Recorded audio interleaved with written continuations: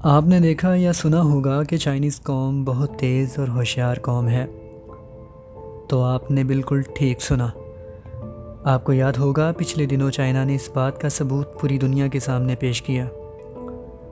شنخوا news report کے مطابق south asset China میں واقع شہر لانگ یان میں واقع نان لانگ نامی ریلوے اسٹیشن تعمیر کیا گیا، جو کہ 1500 ورکرز نے محض 9 گھنٹے کے دورانیے میں تعمیر کر ڈالا۔ یقیناً یہ ایک حیرت انگیز بات لگتی ہے، جو کہ بالکل ناممکن نظر آ رہی ہے، مگر یہ حقیقت ہے۔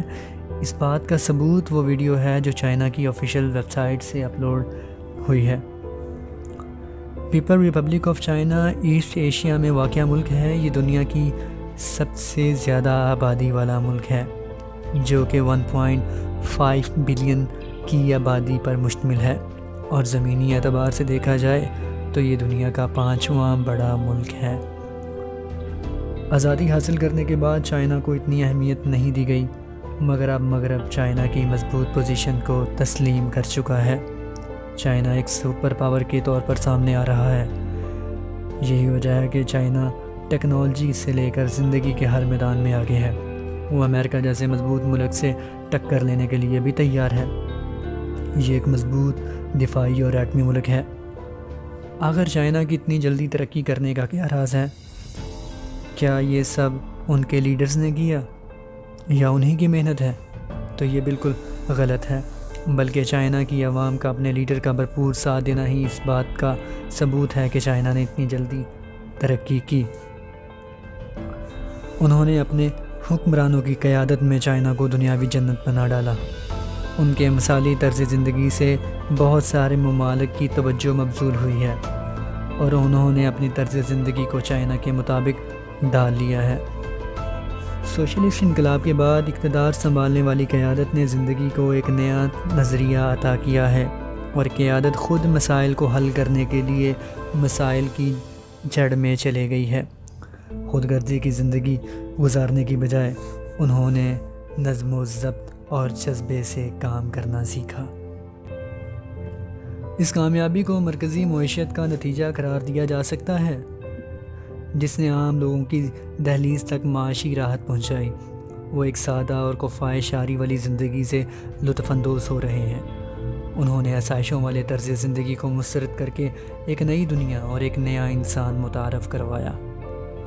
چائنا بنیادی طور پر ایک زرعی ملک ہے۔ زراعت اس ملک میں سب سے زیادہ اہمیت رکھتی ہے۔ چینی قوم نے اپنی معاشرتی زندگی میں بھی تبدیلی لائی ہے، یہاں تک کہ چینی طلبہ منصوبہ بندی کے ساتھ زندگی گزار رہے ہیں۔ وہ مطالعات اور دیگر سرگرمیوں میں توازن رکھتے ہیں۔ چینی حکومت نے ایک امدادی نظام قائم کیا ہے، جس میں معاشرتی اخراجات کے برابر تنخواہ بڑھائی جاتی ہے اگر کسی خاندان میں صرف ایک ذریعہ آمدن ہو تو۔ چائنا کی سب سے بڑی ترقی کرنے کا راز ان کی عوام کا اپنے لیڈرز پر اعتماد ہے۔ وہ حکومت وقت کو فنڈز جمع کرواتے ہیں۔ وہ خود غرضی کی زندگی گزارنے کی بجائے ملک کی معاشرتی اور معاشی ترقی کے لیے کوشاں ہیں۔ چائنیز اپنی زبان کو بہت زیادہ اہمیت دیتے ہیں۔ اس بات کا اس سے بخوبی اندازہ لگایا جا سکتا ہے کہ ان کے ملک میں تمام نصاب چائنیز لینگویج میں پڑھایا جاتا ہے، جبکہ انگلش کو وہ بالکل ترجیح نہیں دیتے۔ ان کی ساری ٹیکنالوجی، ان کی ساری کتابیں، سب سافٹ ویئرز چائنیز لینگویج میں ہی آپ کو ملیں گے۔ وہ دنیا کے ہر حصے میں اپنی زبان کو ہی ترجیح دیتے ہیں۔ چائنا نے ہمیشہ اپنے ہی وسائل پر گزارا کیا ہے۔ اس نے غریب ملک ہونے کے باوجود دوسرے ملکوں کی طرح قرضے جیسی لعنتوں کو اپنے سر نہیں لیا، بلکہ وہ جتنا ہے اتنے میں ہی گزارا کرنا جانتے ہیں۔ یہی وجہ ہے کہ چائنا دنیا کی بہترین معاشی طاقت بن چکی ہے۔